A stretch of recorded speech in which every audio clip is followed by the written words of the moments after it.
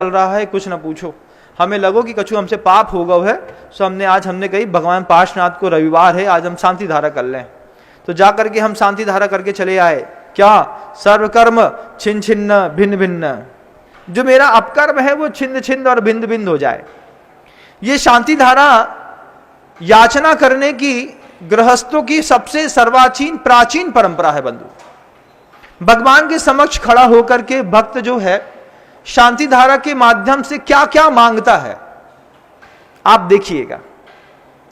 जो लोग ये कहते हैं कि भगवान के दरबार में आकर के कुछ मांगो मत, मांगने पर कुछ नहीं मिलता है, मांगने पर भगवान नहीं देते हैं, मांगना जैन शासन की व्यवस्था नहीं है।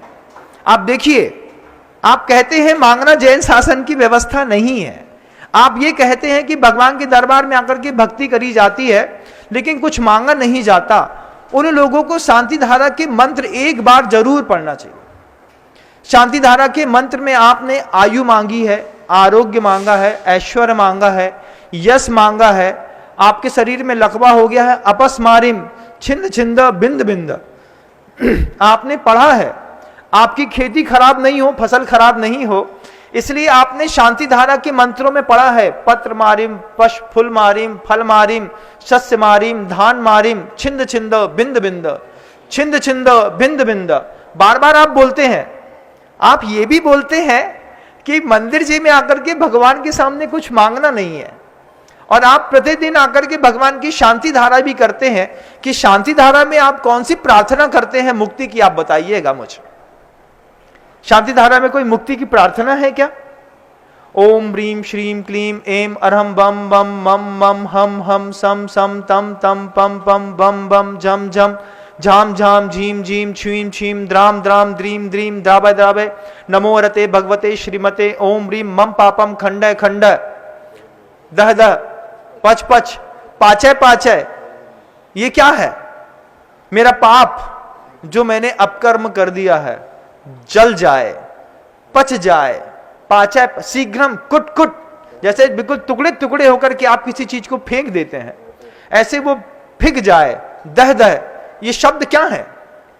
अगर आपको ऐसा लगता है कि प्रभु जी की जिनबिंब या जिनालय में आकर के जैन शासन के व्यक्ति को किसी भी प्रकार की याचना नहीं करनी चाहिए, किसी भी प्रकार की कोई चीज नहीं मांगना चाहिए, सबसे पहले उस व्यक्ति को अपने घर के अंदर से शांति धारा करना बंद करनी पड़ेगी।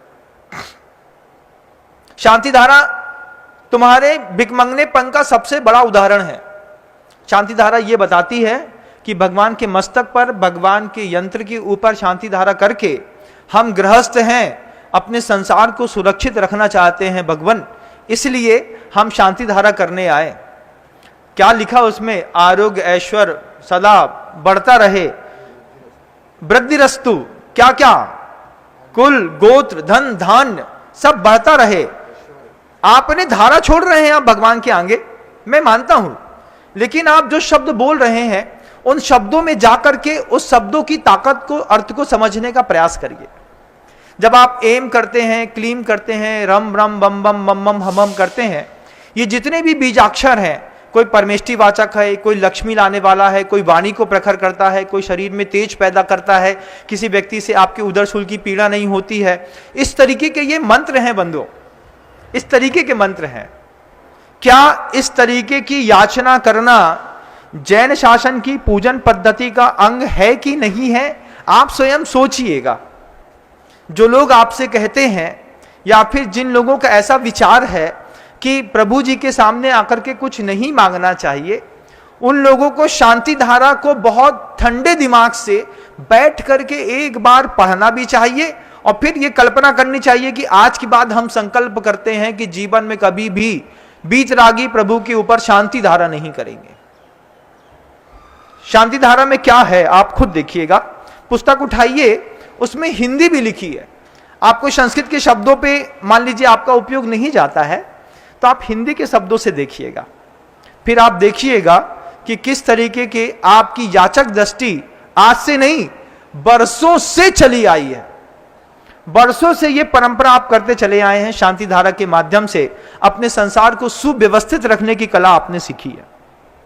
और उसके बाद और भी कई प्रकल्प हैं जिसमें आप शांति धारा के साथ शांति कलश भी स्थापित करते हैं, जो बंधा जी के अश्चर्यकारी अजितनाथ भगवान के दरबार में पूर्णिमासी के दिन स्थापित किया जाता है। बंधुओं, मात्र माह में एक दिन मिलता है जब आप अपनी उस शांति कलश की स्थापना करके अपने हृदय में उत्पन्न होने वाले क्षोभ को शांत करने के लिए कुछ ऐसे उपक्रम करते हैं, विशेष स्थान का प्रभाव रहता है।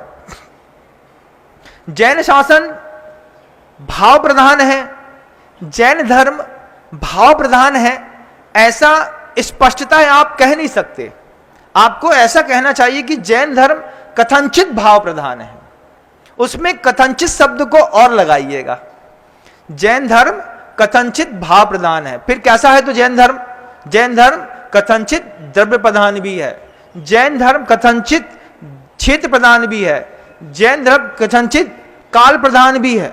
सही काल पे, सही द्रव्य के साथ, सही क्षेत्र पे, सही भाव को रख करके जब आपकी पूजन अर्चन पद्धतियां, विशेष आराधना, शांति धारा, मंत्र पाठ, स्तोत्र पाठ, जाप इत्यादि करते हैं, तब जाकर के आपके जीवन के अंदर कुछ शांति का उपक्रम पैदा होता है। बंधु, मैं अपने अल्प ज्ञान से हो सकता है कुछ गलत कह रहा हूं, लेकिन आप अपने तीव्र ज्ञान का प्रयोग करके इस मेरी बात को समझने का प्रयास करिएगा। जिन लोगों को भी ऐसा लगता हो, उस बात को वो देखें कि शांति धारा वास्तव में किस चीज के लिए आप करते हैं। क्या वह आपकी याचक दृष्टि नहीं है? आपको लगेगा कि महाराज साफ साफ दिखाई दे रहा है, एक एक शब्द में एक ही बात रखी जा रही है कि कैसे मेरा संसार सुरक्षित रहे। यश, निश्चय में यश की कोई जरूरत नहीं है, लेकिन आपने भगवान के सामने शांति धारा करके आरोग्य है, यश है, ऐश्वर्य है मांगा है। ऐश्वर्य की जरूरत क्या है? आत्मा को ऐश्वर्य की क्या जरूरत है बताइए? आत्मा को आरोग्य की क्या जरूरत है? शरीर को जरूरत है। आप मांगते हैं शांति धारा के माध्यम से।